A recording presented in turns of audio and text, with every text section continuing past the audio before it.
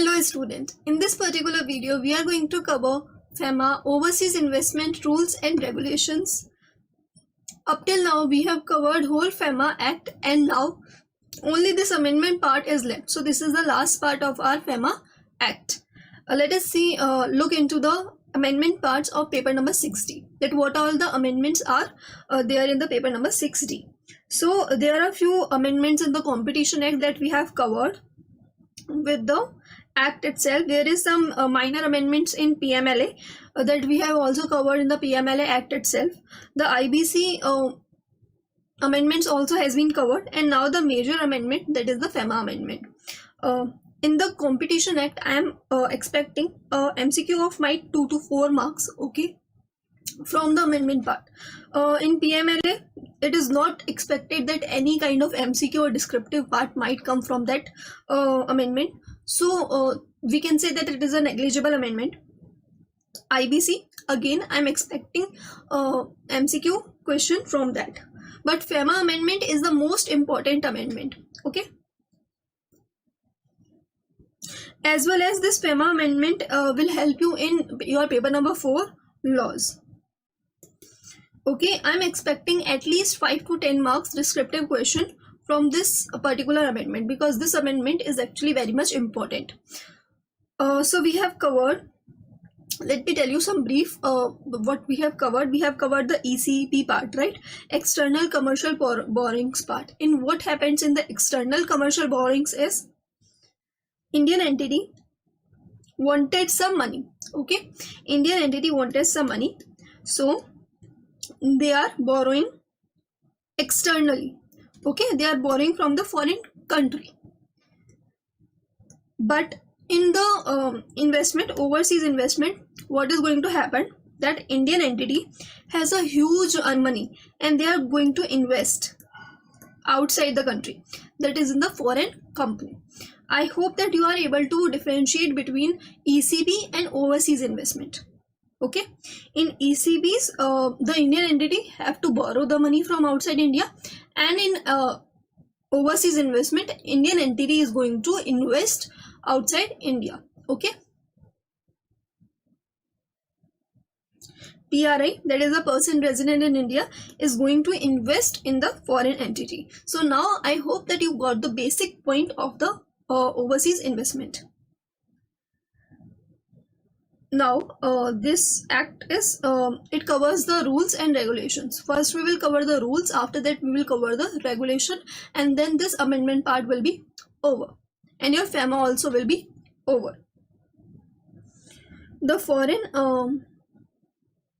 Exchange Management Act, Overseas Investment Rule 2022, okay, Rule 2022. So let us cover that what is this overseas investment is all about. So I have already explained you that overseas investment means what, they are going to invest outside India. Now how they can invest outside India? There are multiple kind of sources that we can invest our money outside India. Suppose we can purchase equity outside India, we can purchase debt outside India, we can also give guarantees to other companies, and likewise. So in this particular thing we will going to cover that what all the kinds of investment a particular PRI can make outside India. So overseas investment is classified into two parts: financial commitments and overseas portfolio investment. I have covered the whole of the amendments in a chart form, okay. So basically you will able to understand it. After the completion of the chart, we will also study it from the amendment sheet, okay. So you get clarified that all the things has been covered. Overseas investment can be classified into two parts: financial commitments and overseas portfolio investment. Let us see what is financial commitments. In financial commitment, broadly 3 kinds of investment comes. One is the ODI. ODI we can basically say equity, okay. Overseas direct investment. Overseas direct investment, you can say it as a equity part. Now what comes under ODI? Under ODI, there is a thing called unlisted equity shares of foreign entity, okay. If someone purchases unlisted equity shares of foreign entity, we will call it as he has done the overseas investment in form of ODIs. Okay. If suppose not unlisted, but he have purchased some listed shares. So if in case the amount of listed shares is more than 10%, then it is going to come under ODI. If the amount is less than 10%, it will come under OPIs, that is overseas portfolio investment. Okay, but suppose that acquisition is less than 10%, but along with the less than 10%, suppose 7%, you are getting the control. If you are getting the control, it can still be counted as overseas direct investment. Okay.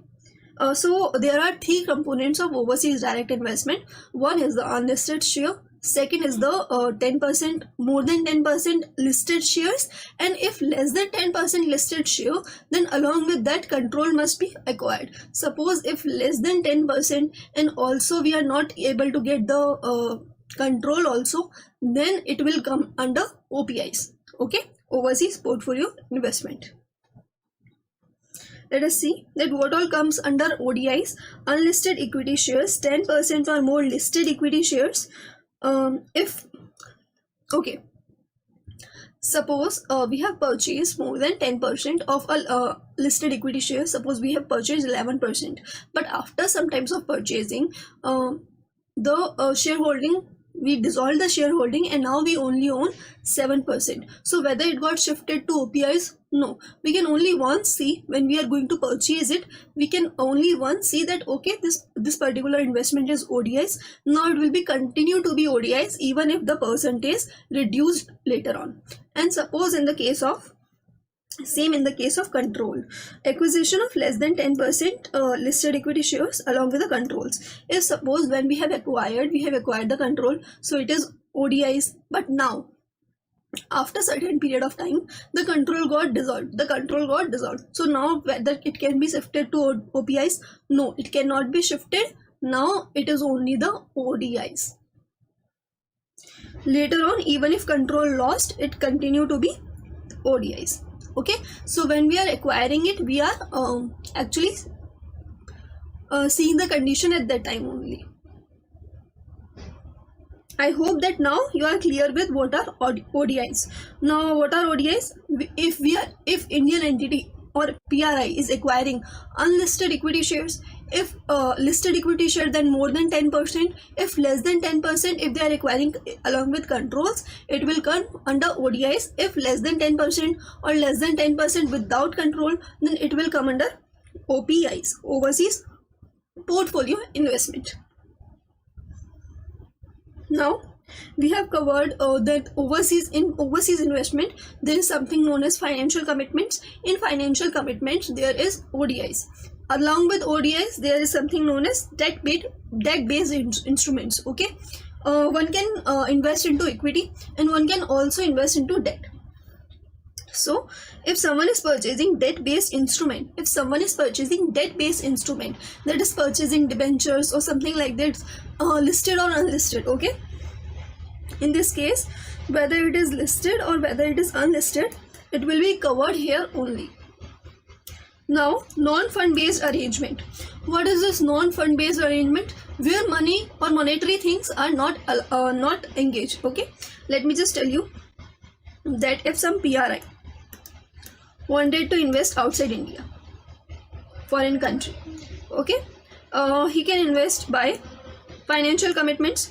In financial commitment, he can purchase ODIs. In ODIs, what all comes under equity part? Okay, or he can purchase via debentures. Now here the PRI is giving away money, and getting what?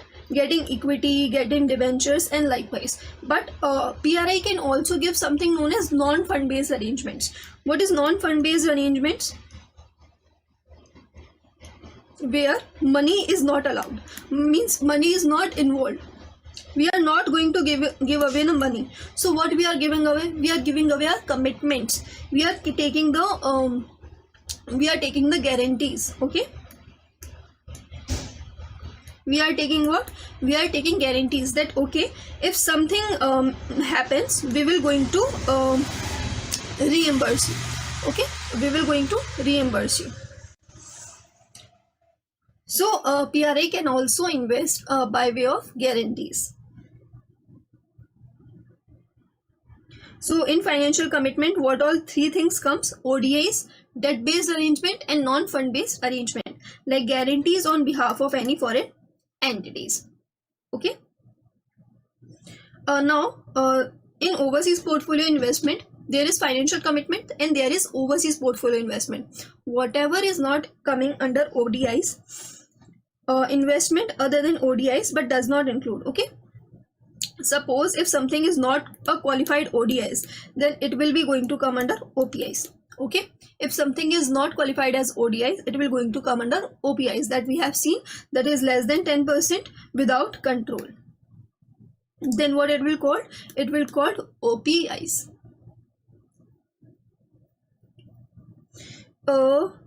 Investment other than OPIs but does not include, mean these two things are not included. These two things cannot be called as overseas portfolio investment. Now what are these two things? Unlisted debt instruments. Okay, unlisted debt instruments, because what happened, debt comes here, no, debt come here, so it cannot be considered as OPIs. It can also be only be considered as debt instruments under the financial commitments. Okay, so debt instruments, whether unlisted or not unlisted, it will not called as OPIs. It will be considered as debt only. Other than this thing, if investment in security issued by PRI other than IFSC, let me tell you what is this thing. Now we are saying that there is something known as IFSC. There is something known as IFSC. Let me tell you what is IFSC. IFSC is actually something known as SAYS. You must have heard a SAYS unit. SAYS unit, and the SAYS is considered what? Outside India, right? SAYS is considered outside India for the purpose of manufacturing. Okay, whatever is manufactured here will be considered as outside India. Okay, so that the SAYS person is not bound to pay the taxes of India and get benefit, because all the mostly the manufacturing things happened in the SAYS is going to be exported. Okay, so SAYS is considered outside India. Likewise, there is something known as IFSC, in which financial service things going to happen. Financial service things are going to be happened, something like bankings or insurance or likewise things are going to be happened, and it will be considered outside India. So IFSC is going to be made and it will be considered as outside India. Now there is only one IFSC that has been registered, which is in Gift City in Gujarat. That is in Gift City in Gujarat. International financial service sector, such as what kind of financial services are going to happen here are banking, insurance, stocks, trading, etc. And exemptions will be given to them. Likewise, we have covered in the SAYS part that exemption is going to be given to them. Likewise, in IFSC also many exemptions are going to be given. That is why they are considered as outside India. Okay. Now we have seen that what is overseas portfolio investment. Overseas investment. Overseas investment in something when PRI is going to invest outside India, right? Now you are saying that IFSC is also outside India, right? IFSC is also outside India. So if PRI is going to be and suppose is going to be invested in IFSC, will it going to be considered as overseas investment? So yes, it will also be considered as overseas investment. But suppose if there is one company in India, suppose Reliance Industries Limited is in India, and they are actually selling some ADRs or GDRs outside India. Okay, they are selling some ADRs or GDRs outside India. So if PRI is going to be invested in these ADRs and GDRs, it will not be considered overseas investment. It will not be considered as overseas investment. Why? Because see, a PRI can, if they wanted to invest into Reliance Industry Limited, they can also invest in India only now. Then why you are considered it as overseas investment? Because you are actually investing into RIL only, right? If you wanted to invest into Reliance company, then invest through India only. Why you wanted to consider it outside India and wanted to purchase their stocks outside India? Okay, so there is a restriction that it will not be considered as overseas investment. Okay, if they are not considered as overseas investment, it will not considered in ODIs, and it will also not be considered as OPIs. Okay, itself it is not a overseas investment only. Okay, if a company invest into security issued by PRI, okay, that is actually issued by PRIs. Okay, other than IFSC. Why? Because we can invest into IFSC, and if PRA is going to invest in IFSC, it will be considered as overseas investment, because IFSC is considered outside India. Okay, I hope that this thing is clear. If this thing is not been cleared, ask me out. Otherwise it will be clear when we are going to study about the non-applicability. Okay, now let us revise all the things that we have studied till now. There is something known as overseas investment, where PRI is going to invest outside India. Okay, then there is financial commitment. In financial commitment, what all are coming? ODIs, that is unlisted equity shares, 10% or more listed equity share, acquisition of less than 10% shares along with controls, then ODIs. If less than 10% and control is not there, then it will be considered as OPIs, right? Debt based instrument and non-fund based arrangements. In OPIs, other than ODIs, whatever will be there coming here, but it will not include what? Debt, because it is going to be covered under financial commitments, and the investment of security that are issued by Indian entity outside India other than IFSC. Now we are going to study about the non-applicability, which all the investment will not be considered as overseas investment. Okay, and will not be covered under this overseas investment rules and regulations, right? So any investment made outside India by a financial institution in IFSC means what? If suppose a IFSC will that is considered outside India is investing in country outside India, then whether it is considered as overseas investment, yes or no? So no. Why? Because it is also outside India and it is also outside India, right? Then why it will be considered as OPI? Overseas investment will only be considered when a PRI is going to invest outside India. When a PRI is going to invest outside India. Okay, so if two things happening outside India, that is literally not outside India, it will not be considered as overseas investment. But if a PRI is going to invest in IFSC or in outside India, because both are considered as outside India, it will be applicable. Okay, it will be applicable, but here it will not be applicable. So if a IFSC is going to invest outside India, it will not covered under this rules. Okay,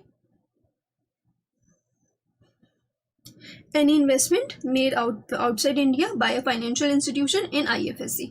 If a financial institution is IFSC is going to invest outside India, it will not be covered under this particular regulation. Okay, now if any acquisition of investment means a PRI is acquiring something outside India. Okay, something outside India is acquiring, but through which he is acquiring? He is acquiring by RFC account. What do you mean by RFC account? Is something some account is maintained by a PRI in which he considered as dollars. Okay, in which he actually invest in dollars. What do you mean by that? Suppose this PRI is an exporter. He exported some goods, and for that goods he got some dollars. Okay, which he is actually earned outside India only. Okay, so there is no outflow of Indian currency, right? There is no outflow of Indian currency, and if through this RFC account he has done some investment, then it will not be considered as overseas investment. Why? Because actually he's investing from the money he earned outside India only, right? He has actually investing from the money he earned outside India only. So there is no outflow from the, there is no outflow of the rupees, right? There is no outflow from Indian money. There is outflow from RFC account only, right? So it will not be covered under the this rules. Now suppose if a foreign person, Mr. John, is going to come in India for employment, and we see if there is a if someone is coming because of employment per person, he will be considered as PRI now. Now Mr. John is PRI, but before coming to India he held some investment outside India, right? So whether this investment outside India is going to be covered under overseas investment rule, so there are few conditions. If there are few conditions, if Mr. John knows that how much time he is coming for the employment purpose, if Mr. John knows that for how much time, suppose 10 years is fixed, that okay, I will work in India for 10 years and afterwards I will go. Okay, if he knows something like this, then then what happened? Then this overseas investment will not be considered if he knows some fixed period of time. But suppose if he doesn't know the fixed period time, but the time is less, but he know the time is less than 3 years. Okay, Mr. John doesn't know that okay, how much time I will going to come into the India, okay, for how much time I am going to employed in India, but he know that I will stay less than 3 years. If he know that he is going to stay less than 3 years, then this kind of investment is not considered as overseas investment. Otherwise, if the period is undefined and that is more than 3 years, then it will be come under overseas investment. Okay, so what we have seen in the non-applicability, if the investment made by a financial institution under IFSC outside India, it will not be considered as overseas investment. If the acquisition of investment is made by RFC account, if some foreign person is coming to India for employment for fixed period, it will not be considered. If the period is undetermined but the period is maximum 3 years, then also it will be not be considered as overseas investment. In what condition it will be considered as overseas investment?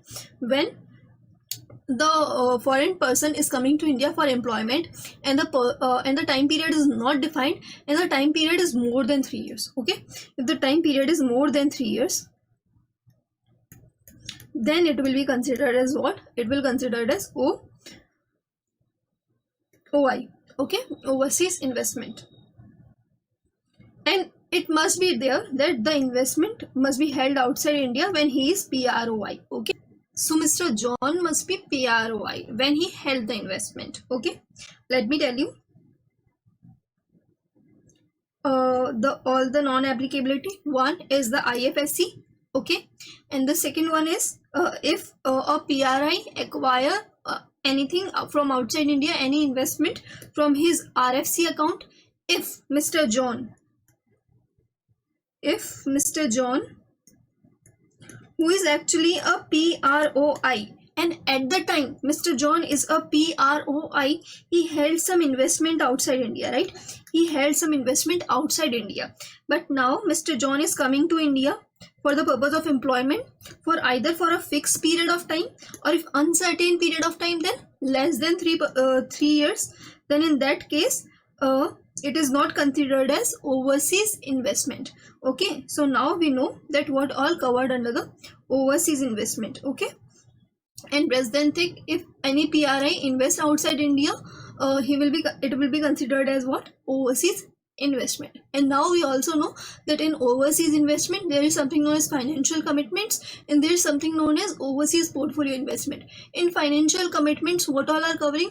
Overseas direct investment, ODIs, debt based instruments and non-fund based arrangements. Okay, and now we will consider it as ODI's general provisions, and then we will study ODI's specific provision. Then there are some other relevant provisions, and then all the rules are covered of FEMA Overseas Investment Rule 2022, and then we will study the FEMA Overseas Investment Regulation 2022, and our amendment will be done. Okay, so what all has been done till now? We have done the definition of overseas investment, then we have done the non-applicability part of overseas investment, and then we are now studying the overseas direct investment general provisions. Then we will study some specific overseas direct investment general provision. Then we will study some specific provisions. Then we will study some miscellaneous points, and then rules are over, and then we will study the regulations, and we are done with the amendment part. Okay, and with the FEMA also. Now, what are these general provisions? Then if a PRI is wanted to invest outside India, okay, if a PRI wanted to invest outside India, he must fulfill all these general provisions, and apart from general provision, he must also comply with some specific provision of what he is investing into. If he is investing into equity, he is investing into debt, accordingly he has to comply with some specific provision, and these are some general provisions that we are studying. Okay, so PRI can make investment outside India if entity engage into the bona fide business activity. Means what? A PRI can only invest into a business outside India that is doing a bona fide business activity. What is this bona fide business activity? Means legal activity. Okay, a activity that is permitted by law. Means a PRI cannot invest into atomic energy. A PRI cannot invest into arms and ammunition. A PRI cannot invest into illegal activities that is not legally permitted. Okay, so a PRI cannot invest into illegal business outside India. Okay, so whatever a PRI is investing outside India, it must be legal. Okay, I hope you got this general provisions. Then there are some conditions. First condition is what? That he must invest into some bona fide business activity, and then there is some additional conditions. His subsidiary, step down subsidiary, comply with the regulations of foreign entity. Now, if suppose a PRI is investing into equity, okay, outside of a foreign company.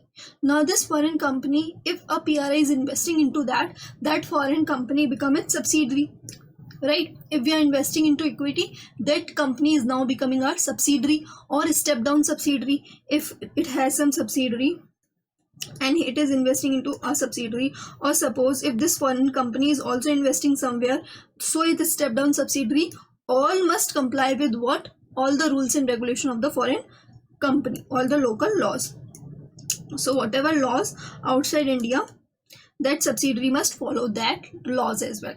Okay, basically it must be a legal company that follow all the rules and regulations.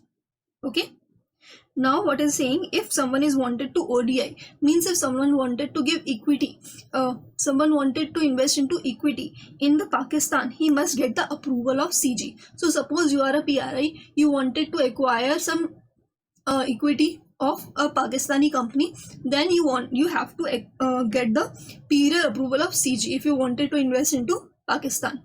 Okay, now ODI cannot be make a list. So means CG can make a list of countries. Suppose India comes into war with X country. Okay, and now this X country name might be mentioned into the negative list. Okay, a list might be made that okay, you cannot invest into these company, you cannot invest into ODIs into this country. So up till now there is no such list is there, but CG has the power to make such kind of list where it is mentioning that okay, ODI cannot be made, where the ODI cannot be made. And now there is certain limits. One cannot invest its whole money or something like this outside India. Okay, so there is something, limits are permissible. Okay, that one can only invest this much percentage of amount, one can only invest this much percentage of amount. These limits are mentioning into the specific provisions. Okay, we will study these limits. So with the approval of CG, RBI, CG with the approval of with RBI approval, okay, CG with RBI approval can increase this limit that is mentioning into the specific provisions. And whatever investment are made outside India must be done with the authorized dealer bank. Okay, suppose if a PRI wanted to invest outside India, then he must give his rupees to AD category bank, and then the AD category bank is going to invest outside India. So all the payments etc. will be routed with what? AD category bank. Okay, and RBI can bring limits to how much financial commitments is doing, and how much other beyond limit if you are doing, you need to take the approval. If in case of limit, if you wanted to suppose exceed the limit, you have to take some approvals, and they can also make a list that okay, this much financial commitments or ODI you can only do. So this kind of limits also can be done by the RBI. Okay, so these are some specific provisions that one can only invest into bona fide business activity if there is a step down subsidiary. He must follow all the rules and regulations. If you are investing into ODIs of Pakistani company, you have to take the approval. CG can make the list where one cannot invest. With the RBI approval, CG can increase these kinds of limits, that is the limit that how much amount of investment you can done outside India. All these kinds of transaction must be happen through AD bank. Okay, and these limits can be fixed towards financial commitments, towards ODIs, and if you wanted to do investment beyond this limit, you have to take what? Approvals. Now, no objection certificate. These are the no objection certificate that some PRI has to take. Okay, if suppose some PRI wanted to invest outside India, means he has lots of money, right? He has lots of money, but suppose this PRI is a NPA or is a defaulter of a bank, means he is not paying the bank. He is not paying the bank. So if you have lots of money, why don't you pay the bank?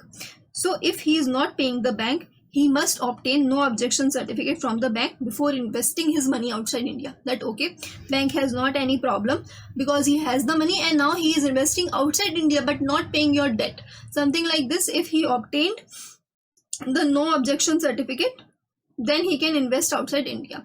Before no objection certificate, he cannot invest. And suppose if there is any kind of investigation going on this person, then he must obtain no objection certificate from the authority who is conducting this kind of investigation on him. Okay, so what I am saying, suppose if a PRI, and that PRI is a NPA, that PRI is a defaulter, that PRI is someone who has on whom some investigation is going on, and he wanted to invest his money outside India, then he must get the no objection certificate from the bank in this case. And in case of investigation, the authority who is doing the investigation, suppose the income tax is going on some investigation on him, on his money earned, then he must get the no objection certificate from the income tax department that okay, I have the money and I am investing it outside India. So if this kind of PRI is someone, he needs to take the non-objection certificate. Now till 60 days. Okay, till 60 days. In 60 days, suppose the bank or the regulatory or the investigation authority doesn't say anything, it will be considered as deemed approval. It will be considered as deemed approval, that we do not have any kind of objection. So suppose if a PRI having a NPA of bank, he is a defaulter of bank, or some investigation is going on, then he must obtain in this case no objection certificate from the bank, and in this case from the regulatory or the investigation body within 60 days. If in 60 days these if intimation is given to them and they didn't reply to anything, then he is considered as deemed approval. Okay, and one can now invest outside India. Okay, so we have also done the non-objection part, that in what cases PRI must obtain the no objection certificate before investing outside India. Now we come out under the specific provisions, specific cases.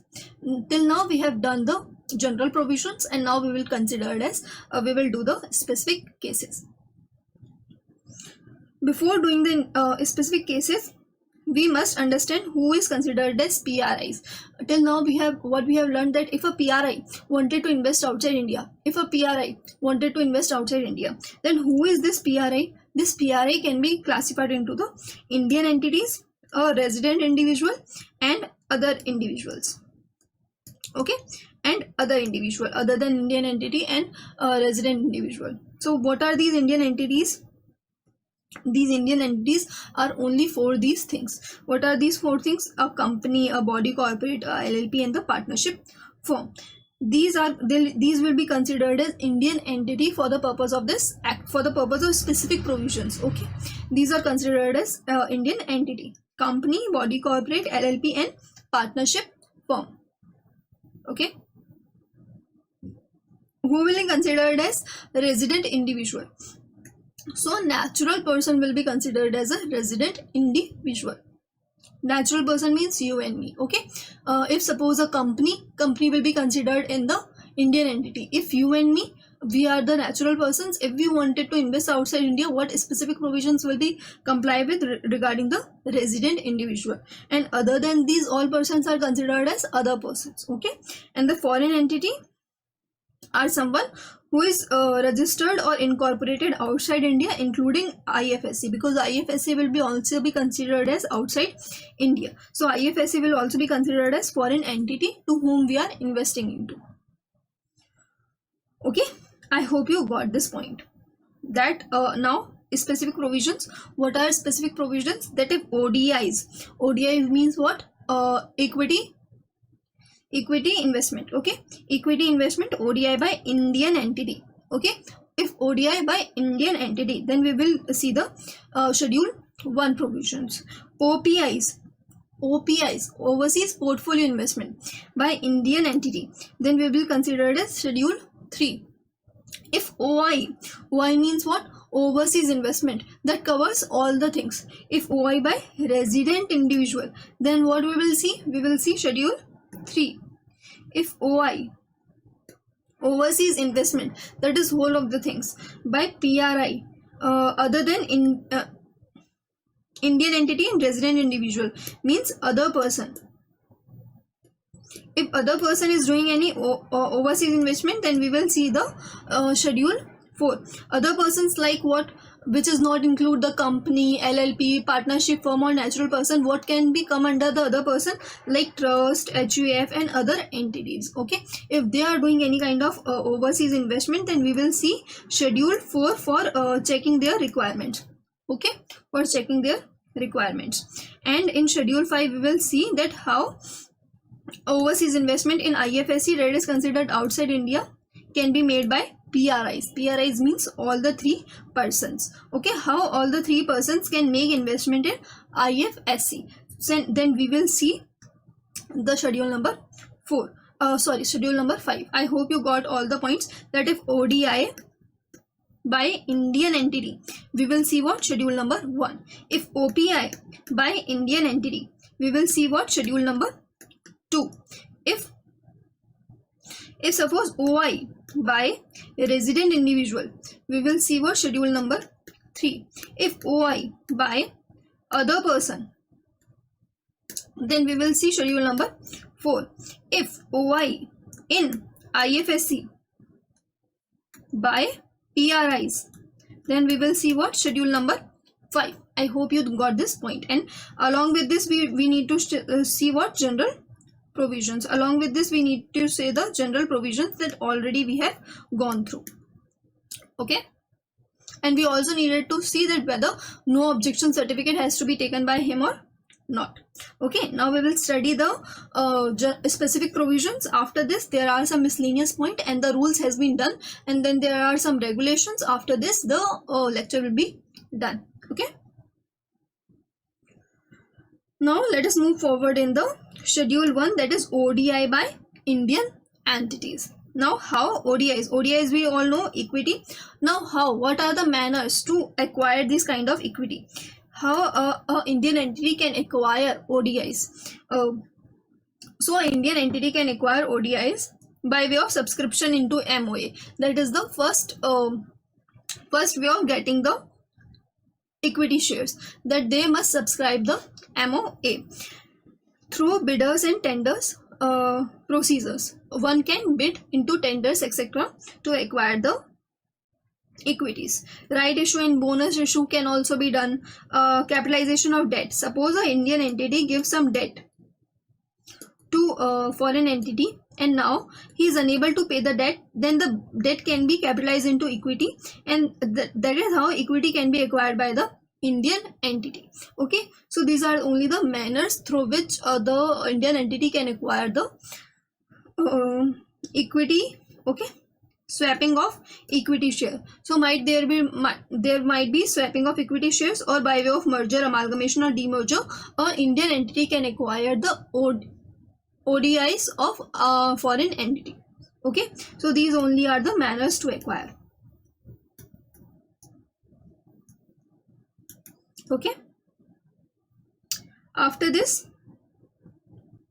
suppose a Indian entity that is a financial company, okay, and they wanted to invest into another financial company of outside India. Then what all compliance he needed to do? Financial means bank and bank. And now if suppose a Indian entity that is not a financial company, that is suppose a shop of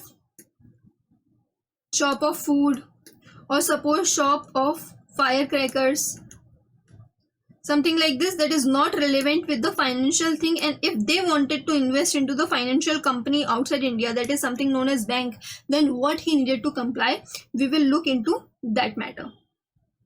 Okay, so now suppose if someone wanted to invest into ODIs in financial service activity outside India, and if the acquiring person, if the Indian entity is also engaged into financial services in India, then he needed to comply with what?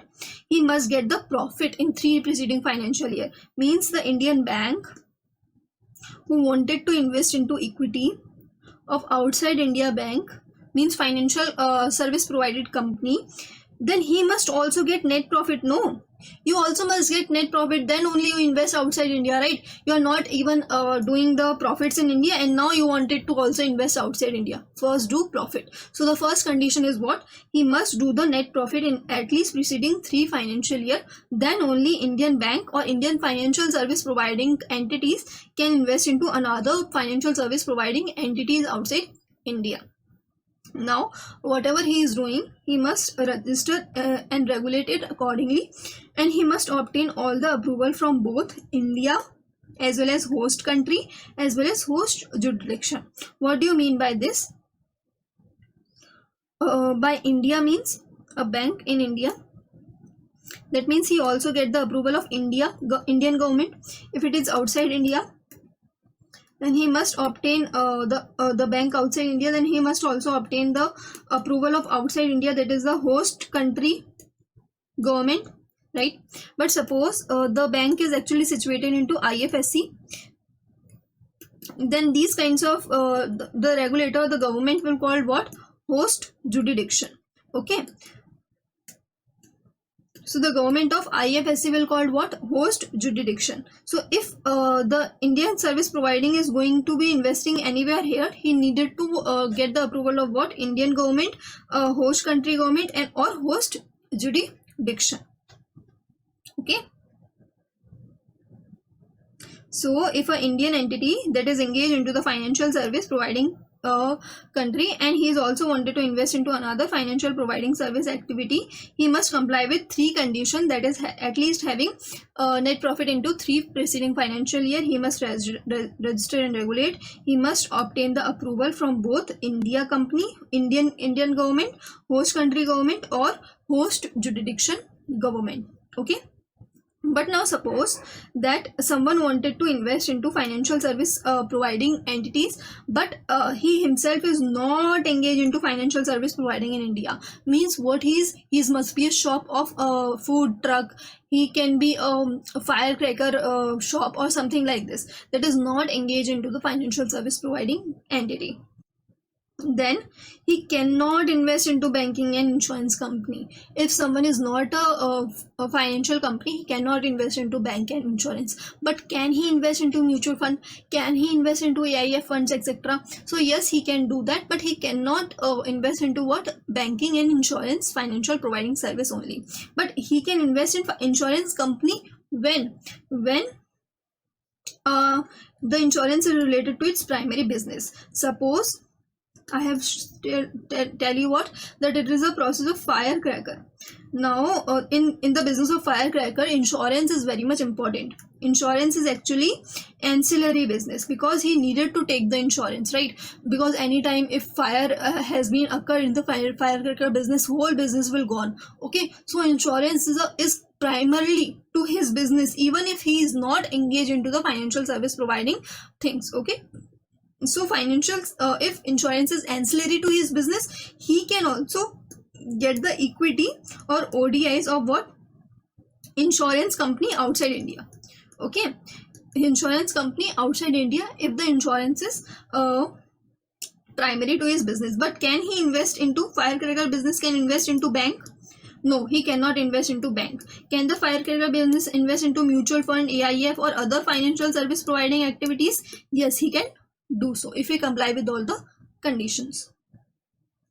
I hope you are getting it. Okay, if you are getting it, if you are able to understand it, please let me know. Okay, because if you let me know that okay, my teaching is okay, I'm able to understand this point, I'm not able to understand this point, or this can be improved, on your feedback only I can improve. Okay.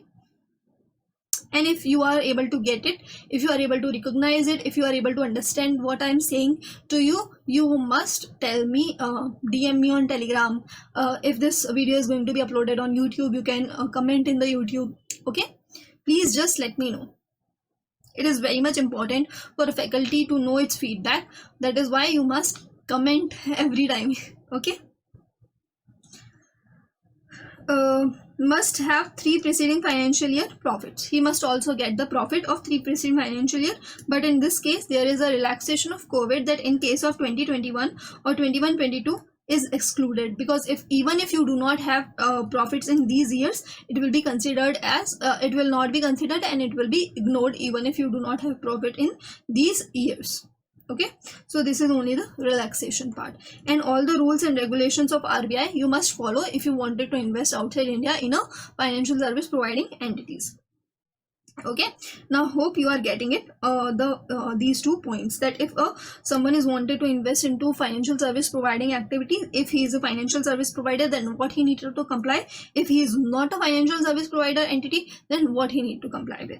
Okay, now there is some limits. I have already told you, then there will be some limits that we will study into the specific provisions. Now here's the limit, that how much he can invest outside India, how much Indian entity can acquire in the ODIs outside India. Because we are studying what? Schedule 1, that is covered the ODI of Indian entities, right? So not applicable to Ratna. Means what? This limit is not applicable to Ratna. What are these Ratna? These Ratnas are Maharatna, Navratna, or Mini Ratna. What are these Maharatna, Navratna, and Mini Ratna? These are only the PSUs. These are what? PSUs. So the PSU can invest whatever amount they wanted to do outside India in ODIs, right? So this limit is not applicable to Ratna. Other than Ratna, all the Indian entity must acquire the limit. What is the limit? That is the 400 times of their net worth. Suppose if a company has 100 crores of net worth, he can invest 400% of it, that is 400 crores in the outside India in the ODIs, right? So the limit is 400 times of the net worth of the company or the Indian entity, right? Now financial commitments. Okay, financial commitment shall not include capitalization of reserve. What do you mean by that? That suppose if a company can invest 400 crores outside India and he has invested only 300 crores, right? He has invested into 300 crores in equity of some company. Now that company also has some free reserves. Now what free reserve of suppose 500 crores. Now what the company has think that okay, we will convert these 500 crores into 150 crores of equity. We will convert these into 150 crores of equity, and this equity will come now. They will have total of 450 crores of total outside India equity ODA. So will it be considered under the limit? So the capitalization of reserve will not be considered a part of ODIs. Will not be considered the part of ODIs. Okay. So what will be his actual position? His actual position will be considered as 300 crores only, even if there is a capitalization of reserve. Okay, so it shall not be included capitalization of reserve, but it shall include. What it must include? It includes that if an Indian entity buys any ADRs or GDRs outside India, then he must include it into this limit. Okay, if he done any kind of utilization of ECB, then that also must be included. Okay, so you must know that in the limits of Indian entity it will be 400 times, and in financial commitments capitalization of reserve will not be considered. For Maharatna, Miniratna and Navratna PSUs the limit is not applicable, and what is included and what shall not be included in the calculation of the limits. Okay. With this we have done our schedule number 1, that is ODIs by Indian entity. Okay, now we will study what OPIs by Indian entity. Now this one is the most lengthiest part. We have covered all the lengthiest part. Now there will be small points that we will cover and complete our lecture fast. Okay, you have done the basic. Now if I am saying ODIs, now if I am saying OPIs, you are able to understand it, that what is ODIs and OPIs. So first half of the lecture is very much important, and now the next half of the lectures are very much procedural part. Okay, you are able to understand that what I am saying to you. Okay, these are only limits etc. That we have covered. Okay, so now let us move forward towards it. Schedule number 3, OPIs by Indian entity. What are the limits? 50% of the net worth. Suppose your net worth is 100 crores, then your limit will be 50 crores. That okay, 50 crores you can invest outside India in what? OPIs. By whom? Indian entity. OPIs include reinvestment. Reinvestment what? Suppose if you have invested suppose 50 crores outside India.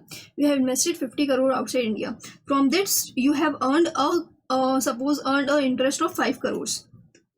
Okay, you have earned the interest of 5 crores. Now this 5 crores you have again invested it. So whether it will be counted under the limit. So yes, it will be counted under the limit if you reinvested the amount. Okay.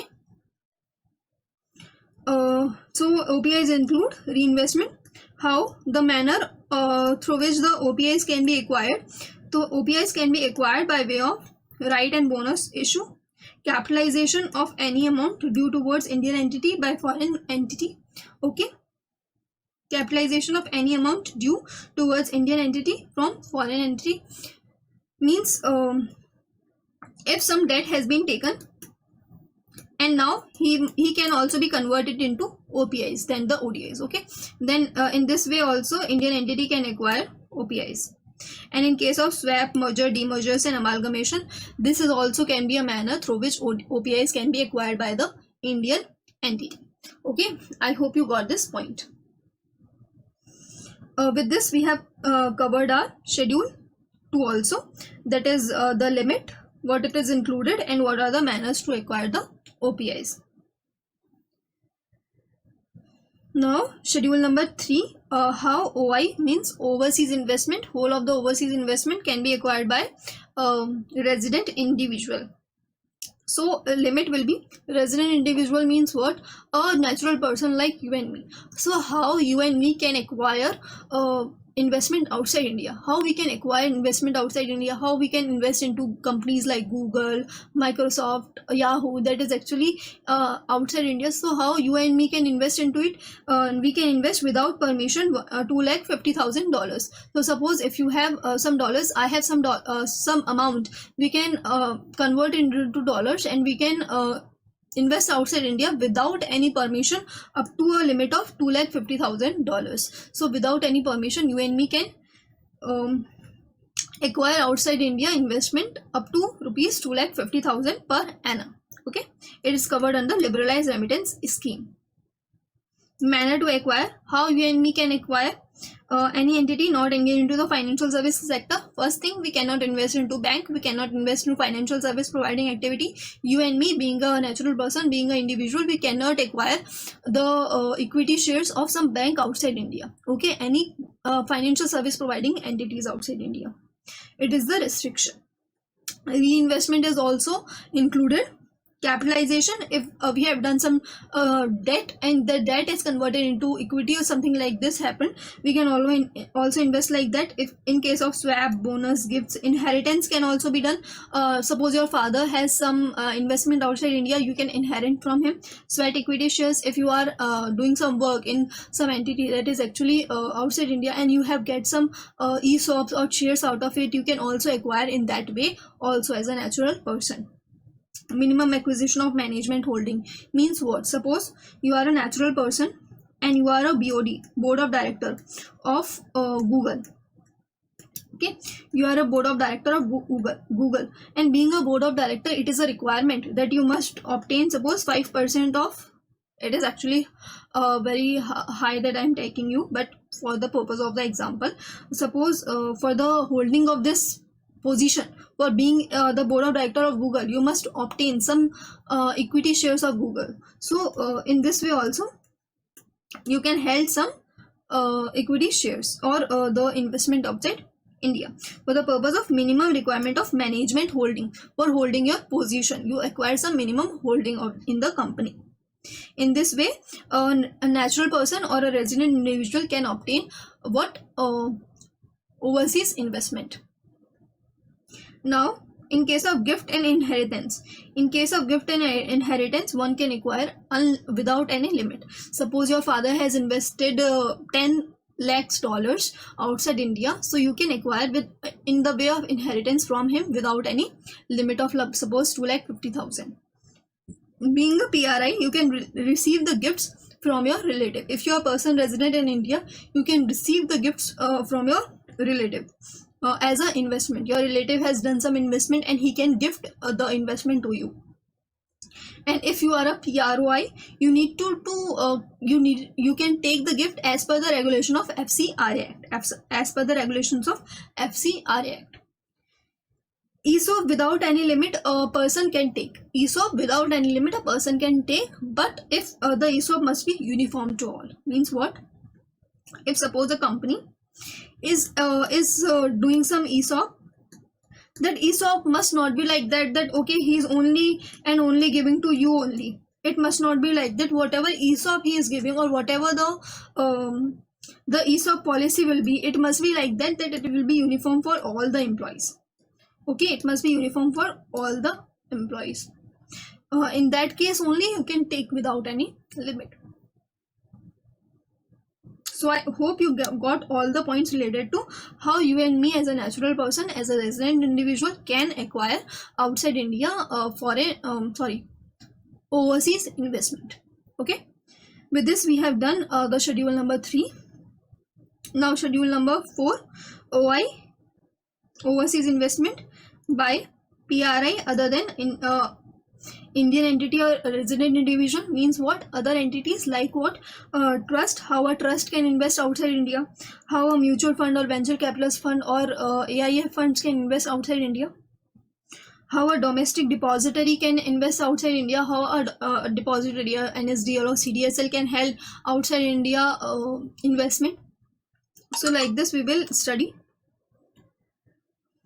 A trust can acquire outside India by the approval of RBI. if a trust wanted to acquire some kind of investment outside India, he must take the approval from RBI. He must take the approval from the RBI. Now, suppose the trust is of yoga, then he can only invest into the yoga sector outside India. That means they must have same sector. Then only in that case only the trust can do the investment. Okay. Existence of 3 years. Now trust must be not be there that it comes into existence and now what he is doing, he is investing outside India. Like this cannot be done. The trust must be in existence from 3 years. After 3 years he is eligible to do the investment outside India. So it must be in the existence of past 3 years. And his trust deed, whatever the deed is there must be clause that the trust can do the ODIs, that the trust can do the ODIs. And before doing any kind of investment outside India, the trust must obtain approval from his trustee. Okay, approval from his trustee. So he must get period approval from RBI, period approval from trustee. In trust deed, it must be mentioned that he can do ODIs. He must invest into the same sector, and the trust must be in existence for at least 3 years. These are the conditions if a trust wanted to overseas investment. Okay, suppose if in case the mutual fund company, the venture capitalist fund, or a AIF fund wanted to invest outside India, then how he can invest outside India? So the maximum limit will be defined by the RBI. The instruction of individual limit can also be done by SEBI, that okay, this much amount of equity you can invest, this much amount of debt you can invest likewise. Okay, and it must be done with the help of AD category bank in India and treated as OPIs. Now whatever investment he is doing, suppose he is doing equity, he is doing debt, he is giving guarantees, he is doing other kind of investment, whatever investment is done by the mutual fund entities or venture capitalist fund or AIF funds like companies, it will be considered as OPIs only. It will be considered as what? OPIs only. Why will it be considered as OPIs? Because it is mentioned under the law. We cannot do anything into that. Okay, now we have studied that how trust can do investment outside India. We have done how mutual fund and venture capitalist fund and AIF funds can do investment outside India. Now we will study that how Indian depository can held out the outside India investment in outside overseas investment. So Indian depository, if he wanted to invest outside India, then he must open his demat account with foreign depository. Okay,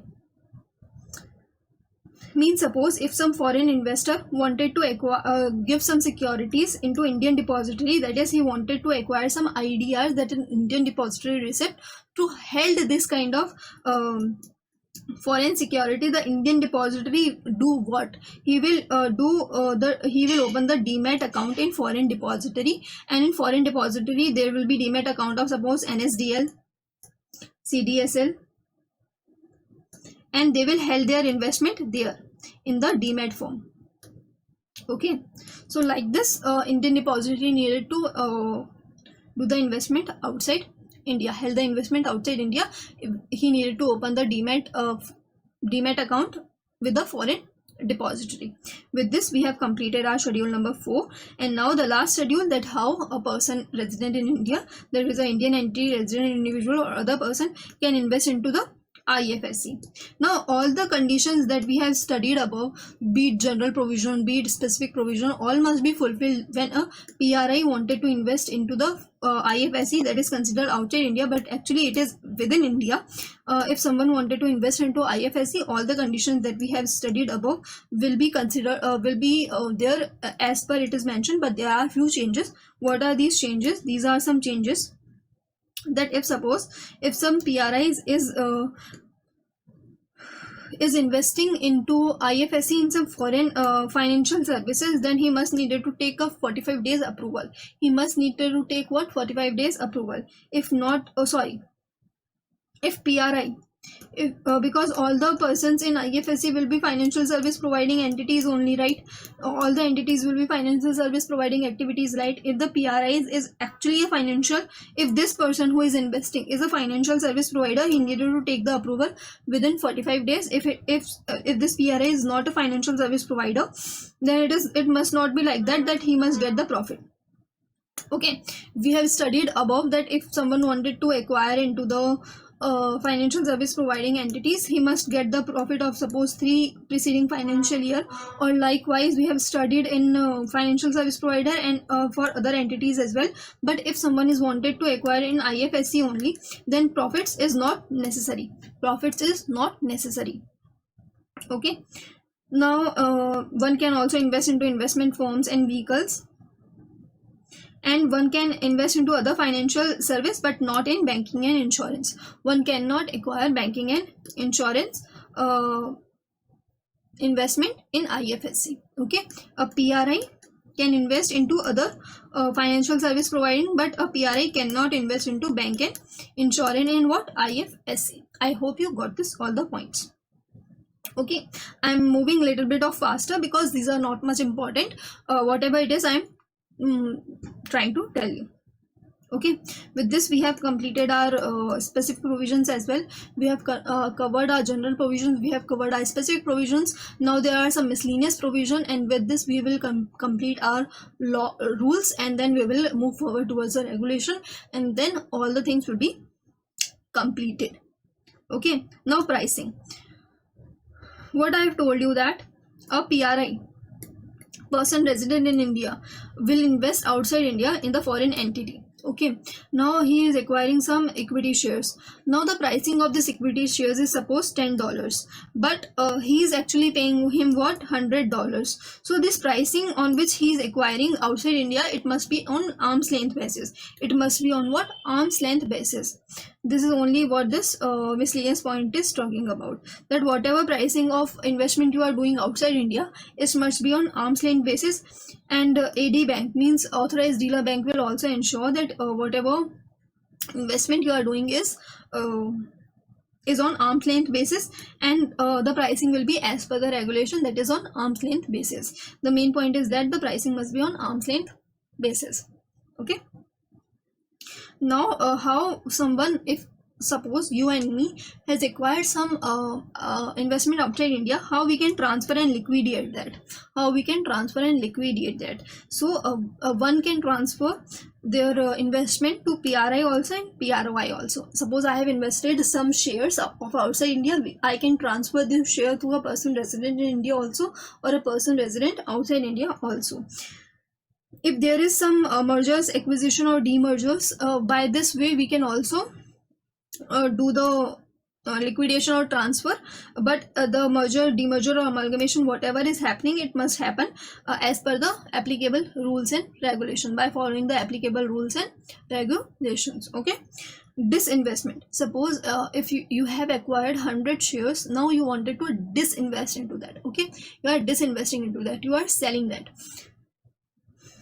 So suppose if you are selling it full, you have 100 shares and you are selling full 100 shares, then you can do that, but no amount must be due. Means you must have purchased it to fully, you have paid the full amount, and now you can sell it fully. Okay, you have paid the 100 shares cost you $1,000, and you have paid the $1,000, then acquire the shares, and now you can fully disinvest into that. But suppose you have 100 shares, but you only wanted to disinvest 80 of them, you only wanted to invest 80 into them, then you must acquire this $100 or the $80 for at least 1 year. Okay, for at least 1 year. What do you mean by this? This foreign investment must not be due for speculative trading, that okay, you buy today, you sell today, you buy today, you sell yesterday. Okay, something like this will not be going to happen. For the purpose of trading do in India. If you are acquiring outside India, you must held, if you are selling it, a part of it, you must held it for at least 1 year. After the 1 year, you can sell the or disinvest into the property. Okay.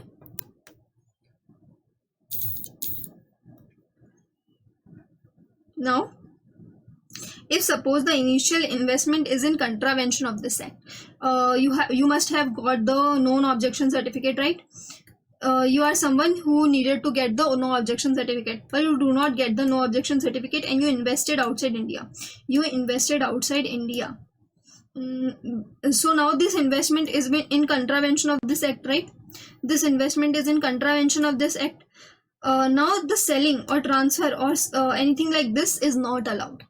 Okay, if you done the initial investment that is in contravention of this act, then the selling, transfer, etc. is not allowed. Okay, I hope you got the point that how transfer and liquidation can be done of overseas investment. Okay, restructuring. Restructuring means what? You have acquired some equity shares. Now these equity shares are restructured. You have acquired 100 shares of $100, and now they are restructuring into 100 shares of $50. Okay, your value is actually lowering. So means there is some restructuring happening of your holding. You have hold something and now there is some restructuring happening. So if you have done any kind of losses, if you are in profit, then it is good. However, normally restructuring is not done if you are in profit. If however you are in losses, then only the restructuring is done. But suppose the dilution is 20% of the total investment. That is, suppose you have acquired 100 shares of $100, that is 10,000 total investment you have done outside India, right? 10,000 total investment you have done outside India. Now they are reinvested into $100 shares of $50 only. Now your investment, total investment, is come down to $500. That means you have diminished the value by 50%, and in that case you needed to take the report from the CPA. Likewise, CA in the India, CPA is outside India, right? CPA is a professional that is equivalent to CA outside India. Okay, then he must get the report within 6 months of this diminishing of value, or the amount is 10 million, or the amount is 10 million. If anything like this happening, that your investment is diminishing by more than 20% of your total investment, or the amount is more than 10 million of the diminishing in value, then he must get the 6 months report from the CPA. Okay, he must get the approval from report from the CPA. Now restriction means what? A PRI cannot invest in these activity. He cannot invest outside India into these activity. What kind of activity is not allowed? Real estate. You cannot invest into real estate outside India. You cannot invest into gambling outside India. You cannot invest into financial product linked with rupees. Means suppose outside India there are some ink that produces rupees, then that means it is a financial product that is linked with the rupees. Now you cannot invest into that particular thing because it is related with the rupees. But if you wanted to invest into that particular thing, you needed to take the special permission from the RBI. You needed to take the special permission from the RBI. Hope you are getting that how the restriction in the investment means. One PRI cannot invest into real estate outside India, gambling, or a financial product linked with the rupee. However, if he wanted to invest into rupee related financial product, he must get the special permission from the RBI. Okay, got till now? If you got it, must comment. Now, investment in a startup or own fund. Investment in a startup or own fund means, investment in a startup must be done by own fund. You all know that startup is a very risky asset if we wanted to invest into. Okay, if some PRI wanted to invest into a startup that is held outside India, you must do it with your own funds. You cannot take borrowings from India and then invest outside India in a startup. Okay, if you wanted to invest into a startup outside India, do it with your own money. Okay, do it with your own money. That means it is restricting that you cannot take debt in India and then take the money and then invest outside India in a outside India startup. Okay, if you wanted to invest into a startup, take your own money and then invest. Okay, because it is considered as what? Risky investment. No person can do financial commitment entity reinvest into India up to 2 layers of subsidiary. That is, suppose if a PRI invested into equity shares of some company, that means that company is now become the subsidiary. Now the subsidiary is acquiring another subsidiary, and now the subsidiary is acquiring another subsidiary. This cannot be done. Only the two level 1 and level 2 is allowed. Okay, level 1 and level 2 is allowed. But this is not in case of banking, NBFC, insurance company and government company, because normally they acquire various company and become their subsidiary. So this two layers of investment is not applicable in case of banking company, insurance company, NBFCs and government companies. Now there is another small points, that is how we can acquire immovable property outside India. How one can acquire immovable property outside India. Now we have seen that how you acquire the equity, how we have done the debt, and likewise these are what investment outside India. Investment outside India can also be made under what, immovable property. Acquire a house outside India in suppose New York, in Iran or something like this. So how a PRI acquire a immovable property outside India? So no approval is needed. No approval is needed if you are a person of foreign state. You are John, you have acquired some immovable property outside India earlier. You are a foreign person of foreign state, and now you are PRI. So can you hold this immovable property? Yes, you can hold it without any kind of permission. Okay, if your dadaji, if your grandpa has obtained some kind of immovable property outside India in before independence, he can held that. He can held that. And if suppose you have taken on lease, that is less than 5 years, less than 5 years lease you have taken outside India immovable property, then you also can take the immovable property on lease, that is less than 5 years, without approval. Okay, so without any kind of approval one can take the immovable property outside India if you are a person of foreign state, if you have acquired it before 1947, or if you have acquired it on lease, that is less than 5 years.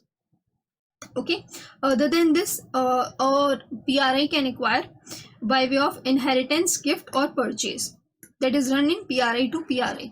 A person resident in India can give to a person resident in India by way of inheritance, gift or purchase immovable property outside India. Means suppose your friend Mr. A, who is a PRI, purchased from Mr. B, who held these asset by these kind of thing, and he has purchased from him a PRI to PRI. These kinds of transaction can be happen. Okay, now a person can also, being a PROI, can take from, means you can take from Mr. John, who is resident in London, and you are Mr. A, who is a PRI. They can held the investment immovable property outside India. Likewise, how he can take it into inheritance, he can buy through RFC account, he can take under the LRS, that is up to $250,000. Okay, if you wanted to acquire in 250,000 any immovable property outside India, you can do that jointly with the relative. You can also take, and out of the sales proceed applied. Means suppose if you have an immovable property outside India and now you have sold it, and this amount you have again invested into another immovable property, this can be done. Okay, this is the way to acquire immovable property outside India. Now suppose a business owner outside India, that is a PRI. Suppose a Reliance Industries Limited. Reliance Industry has an office in Japan. Now Reliance Industry can obtain any kind of immovable property outside India in Japan for the purpose of its business. For the purpose of his business, he can acquire any kind of immovable property, or for the purpose of resident of his staff. For the purpose of resident of his staff, he can take a staff quarters outside India. That is immovable property outside India can be taken, and transfer of these things can be done to PRI also and to PROI also. Okay, now I hope that you all get the point that how one can acquire immovable property outside India on approval basis, and it may acquire to PRI in these cases, PRO to PRI in these cases, and business outside India can also held, and in case of transfer can also be done. Okay, with this we have completed our rules. Okay, Overseas Investment Rules 2022. Okay, now we will do the foreign exchange management overseas regulation 2022. Before starting that, let us revise all the things that we have done till now. Okay, so all the things will be come into your mind that okay, we have studied this, okay, we have studied that, and likewise.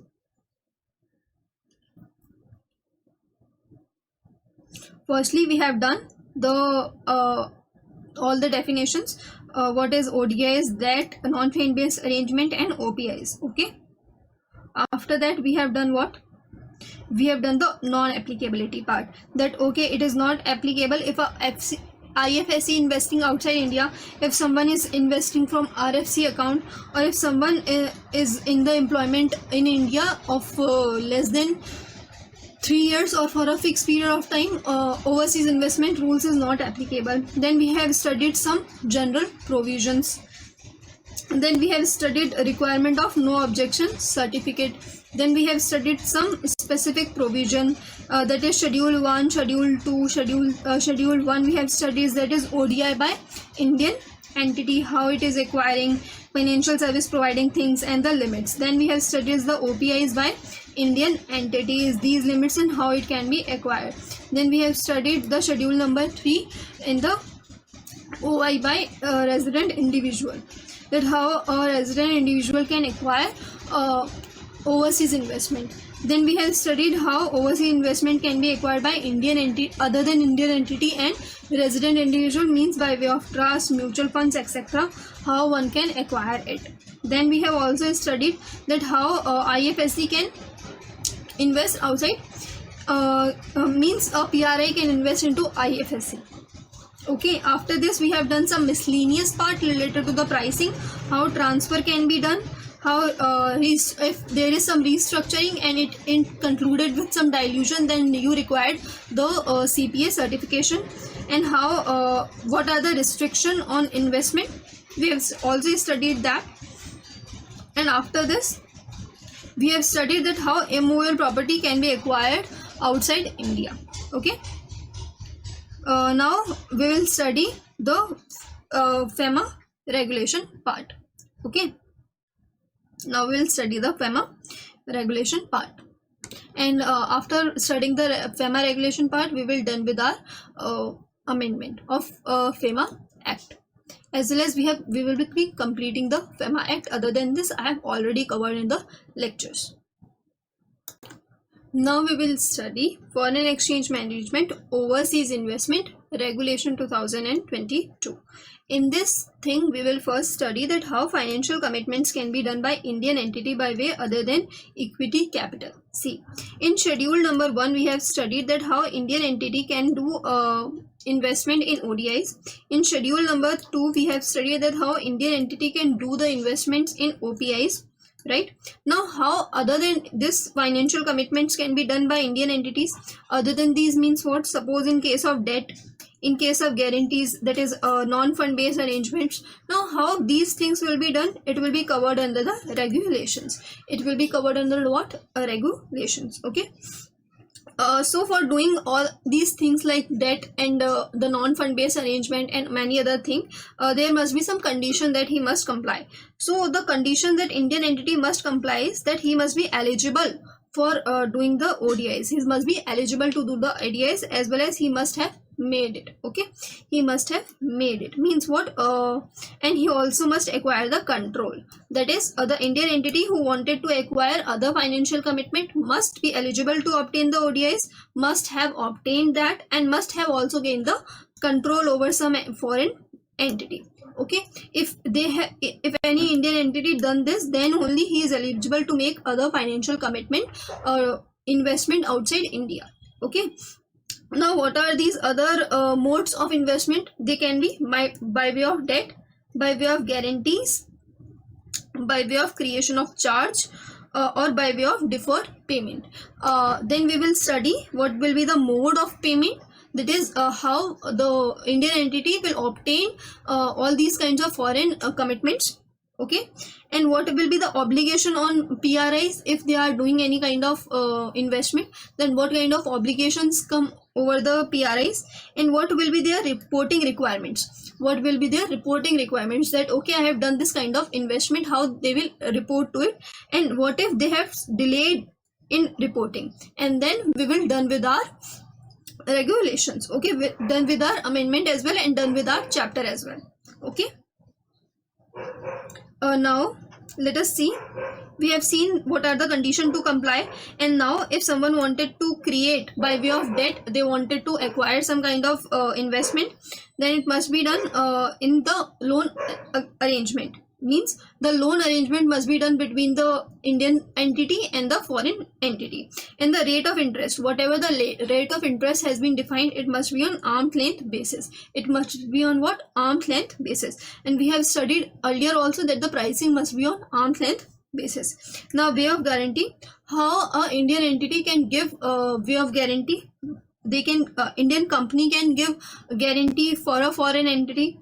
Group companies can give. Promoter of an Indian entity can also give guarantees to foreign entities. Personal guarantee can also be given, as well as bank guarantee can also be given. Now we have studied the limit, right? 400% limit we have studied. So how these limits will be classified if suppose a promoter is paying, and if suppose in a group company is paying. So limit of group company will be considered, and in case of promoter, his personal net worth will be taken, like, right? Suppose a net worth of our group company is 100 crores, then the limit will be 400 crores. And suppose the net worth of the personal promoter is 10 crores, then he will get a limit of 40 crores only, and likewise. Okay.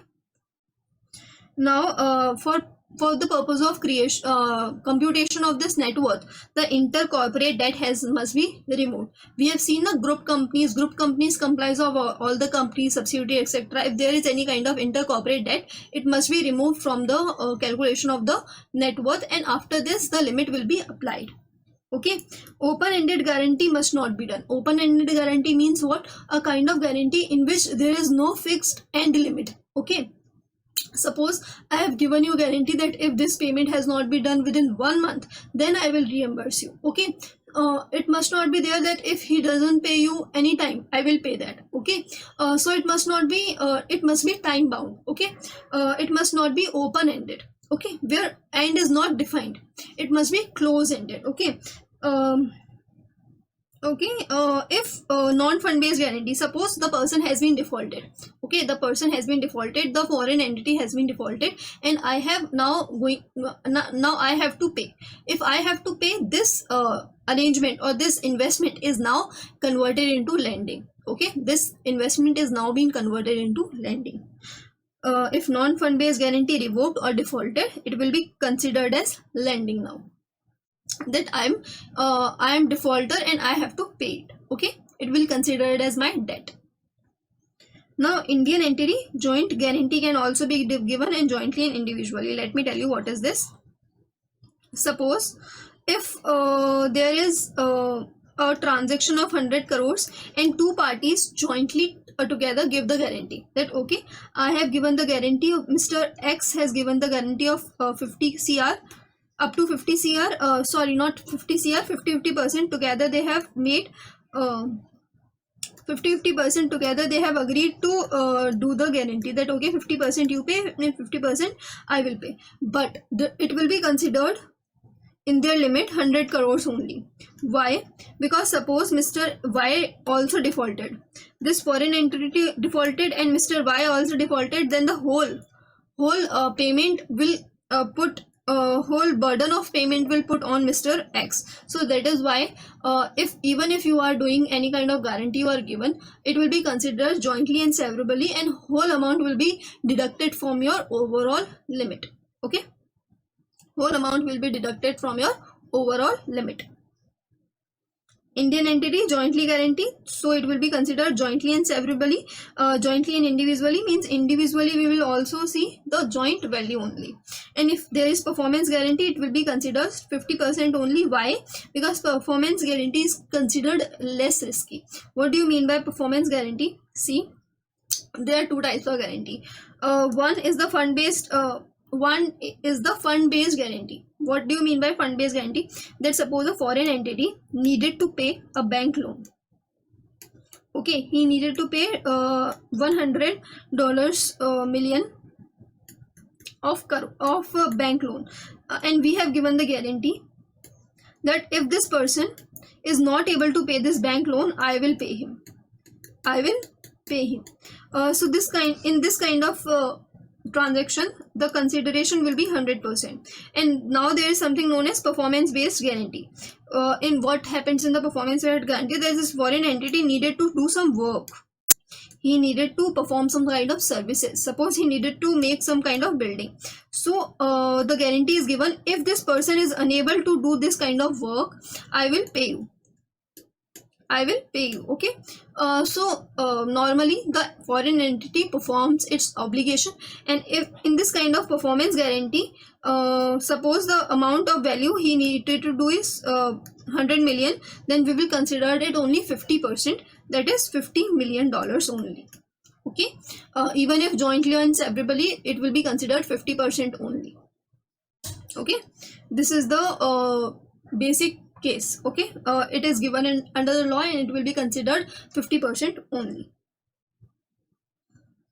Now we have done how one can invest into debt, how one can invest into guarantee, and now we will do how one can invest by way of charge. Now charge can be created over asset. Charge can be created over asset by way of bank and debenture trustee. Okay, by way of bank and debenture trustee. Now this charge can be created, charge, mortgage or pledge can also be created over Indian company as well as group company. That okay, if this person is unable to pay a debt, the charge can be created over my asset, my personal asset, as well as my group company assets, or any Indian company can also do, as well as asset pledge can be done of foreign company as well. Even if I have some subsidiary of the foreign entity, their assets can also be get pledged. Okay, provided that the value of pledge, charge, etc. is within limit, and not ODI where it is permitted. Means equity is not involved there, right? We are already studying that it is not included into the equity part. It is creation of charge over the asset. If someone is unable to pay its debt, now someone is unable to pay his debt or any kind of performance guarantee, then the charge can be created over personal asset, over the group asset, as well as the asset of the Indian entity, as well as the asset of the foreign entity as well. Okay, not very important, just covering it up. Now way of deferred payment. Way of deferred payment means what? If suppose some PRI wanted to invest into X company, a foreign entity, then he's saying that I wanted to purchase 100 crores of your shares, but 50 crores I am paying now, and 50 crores I will pay later on. I will do a deferred payment of it. So some now and some later on. Now whatever this transaction is there, it must be on arm's length basis, and it can also be include some non-fund based commitments. Okay, it can also be include some non-fund based arrangement, that this much I am paying now and this much I will pay later on. I hope you are able to get it. Now how someone is able to finance these kinds of investment, that okay, I'm paying this, I'm paying that, what are the modes of payment? The modes of payment can be on remittance basis, or from the account he held in the provision of this act, that is the RFC account, or the swapped equity can be there, or while the proceeds he is getting from ADRs, GDRs or ECBs, he can get the proceeds from that and then can invest it into the overseas investment.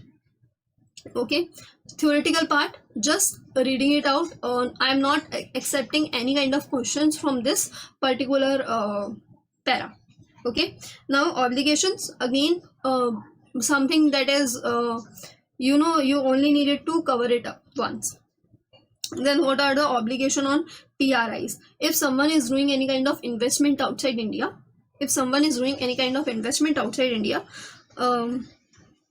then there is the obligation on that PRI, that he has to obtain the share certificate and submit it to the AD category bank. What do you mean by that? That if suppose a PRI, a person resident in India, if suppose a PRI is doing any kind of investment outside India, or ODI, okay, if he is doing any kind of ODIs, then he must obtain equity, right? He must obtain equity of foreign company, right?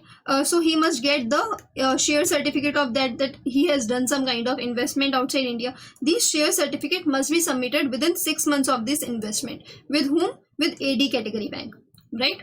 With AD bank. These are the obligation on the investor who is investing into the company.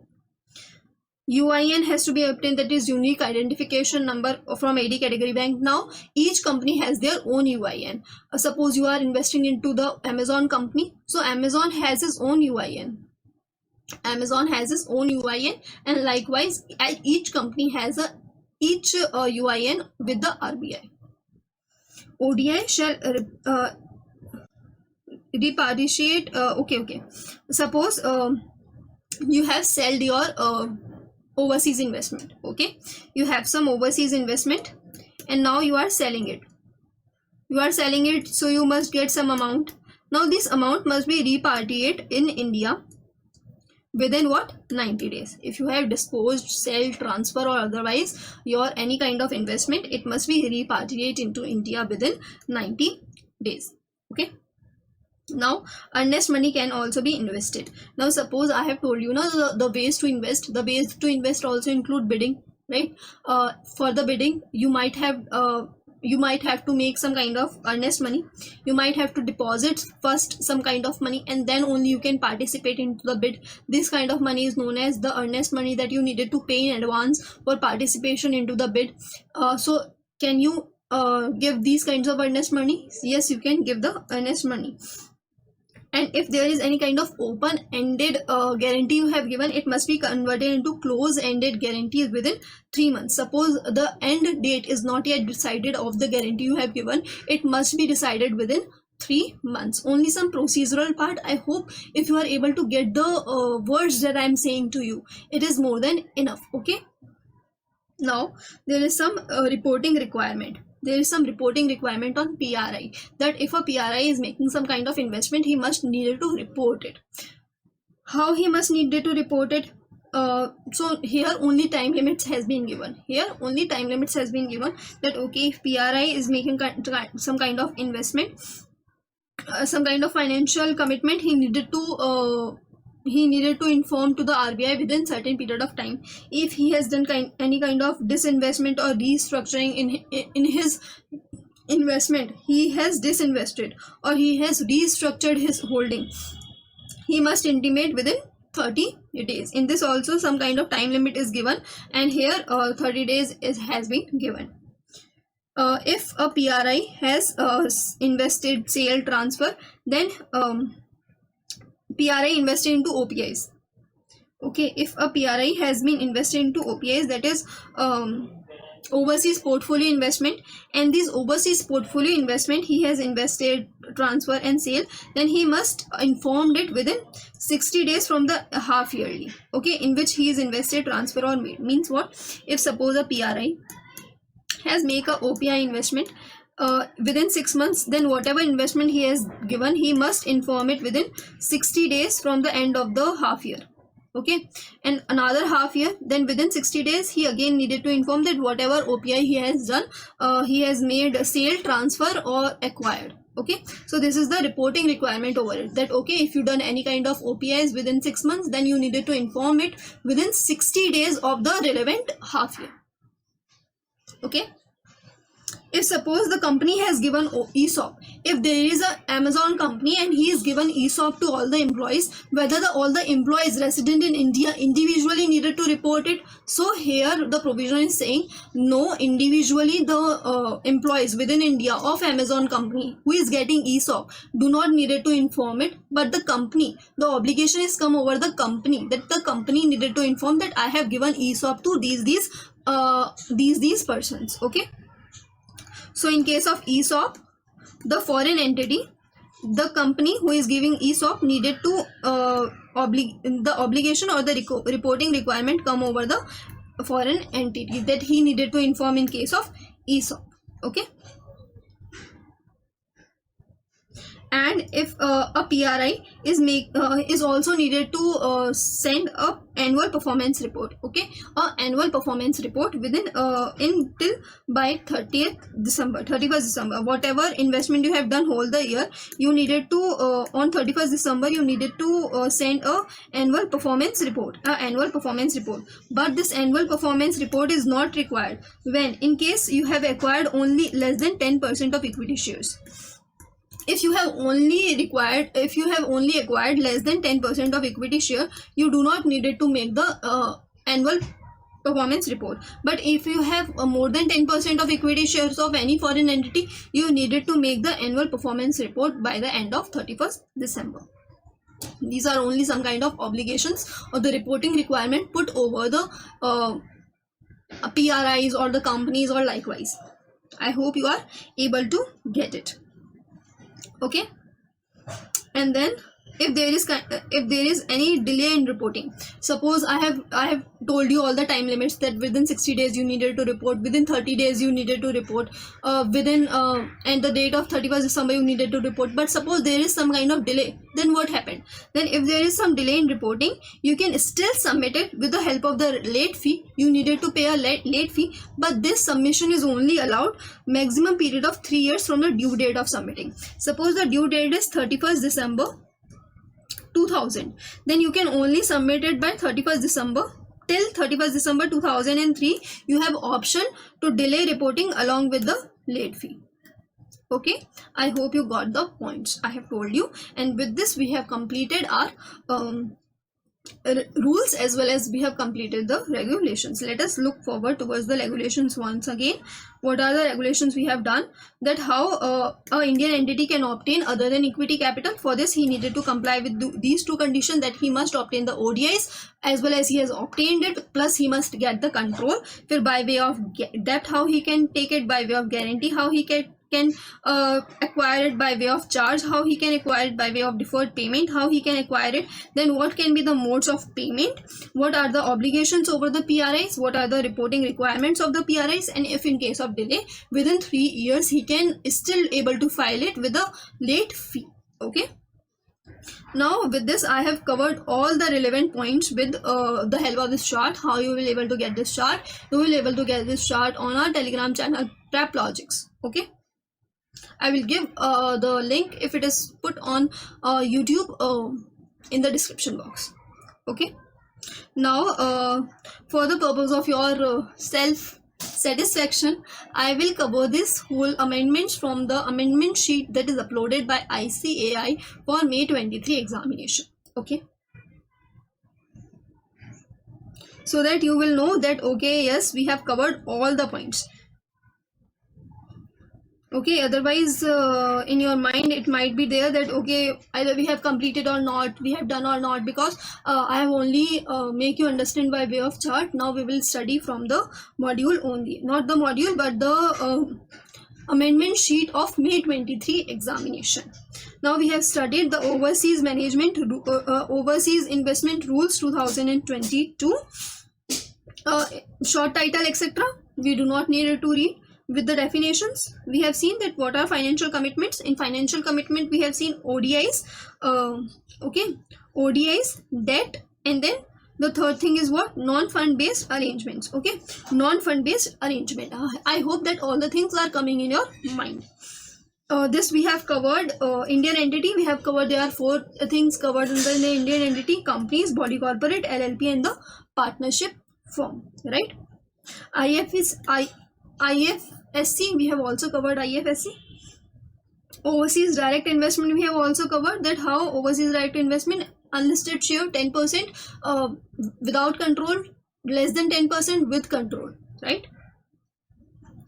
Unlisted more than 10%, if less than 10% with controls, and OPIs. Overseas investment we have also covered OPIs, that is other than ODIs, right? In which do not include unlisted debt shares as well as the things done by in the IFSC. We have all the things we have covered by way of beautiful charts. If we have going towards the theoretical part, it might be done a lot of time, then we have covered in this particular time only. Okay, all these kinds of definitions are not very much relevant. Okay, even if I will say that just once read it out, okay, just once read it out, you will able to understand most of the things. If you are unable to understand, you can always comment down below or message me on Telegram. Okay, bona fide business we have also covered. We have also covered some general rules and regulation, that okay, he needed to comply with all the rules and regulation. All the things must be done by AD category bank, right? All the transaction must be done in AD category bank. We have also done the non-objection certificate. If someone is non-performing asset, if someone is defaulter, or someone any investigation is going over him, right? Then we have also done the manner of ODIs, that how one can invest into ODIs. We have also done the pricing guidelines, that it must be on arm's length basis, right? It must be on arm's length basis. It must be on arm's length basis. Then we have also done the transfer and liquidation. We have covered it with the help of the chart, right? If there is restructuring, we have also seen that that in case of USD 10 millions or 20%, then we needed to do with the CPA 6 months, right? All the things has been covered. Now we have also seen the restriction on making the investment on the real estate, gambling, as well as financial products linked with the rupee, and if without a specific approval of RBI. If there is, you needed to invest into a startup, you must do it with your own funds, right? What are the specific requirements from RBI? We have also seen that. Immovable property part, we have also covered immovable property by way of inheritance, RFC account. All the things has been covered by way of beautiful charts, and that I have explained you as well. Okay, schedule 1 we have covered, limits etc. 400 CR. Financial services, we have covered all the things, right? Schedule 2, schedule 3, ESOP etc. we have also covered, that how one can invest into ESOPs. Then schedule number 4, and how one can invest if it is a trust, how mutual fund, venture capitalist fund, and AIF funds can invest, right? Schedule 5 we have also covered. Other than equity capital, we have covered it in the later on part, by way of debt, by way of guarantee, by way of creation of charge, right? By way of deferred payment, by way of pledge and charge, by way of deferred payment, right? Now what will be the modes of payment? We have also seen the reporting requirements.